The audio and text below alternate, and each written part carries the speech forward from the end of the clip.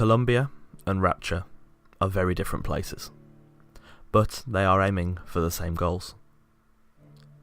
Rapture was very much a city of progression, ascension of sorts. Residents must sink to the lowest depths to rise to a vision of personal perfection through the use of plasmids and, of course, surrounding oneself with like-minded people.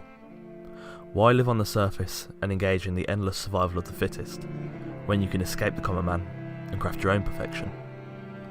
Of course, that didn't work out for Rapture.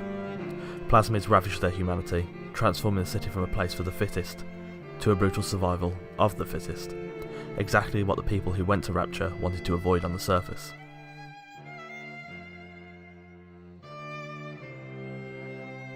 In essence, Columbia is the same as Rapture, but it's also very different. Why did the residents of the United States join Columbia when it seceded? Self-perfection and improvement, the same reason people descended into Rapture. Columbia did something quite different to Rapture though. Instead of promoting this sense of self-improvement through genetic modifications, Columbia gives their white citizens a prestigious status over the black and Irish people that came there, often enslaving these minorities into roles that white citizens thought were below them. Another illusion of self-perfection is Columbia's pseudo-religion. By giving citizens somebody to serve, Comstock, and somebody to worship, the Lamb, the devout citizens feel more fulfilled in their roles, and thus feel even more complete than they did before they joined Columbia. Rapture was aiming for perfection, but crashed and burned whilst trying to reach it.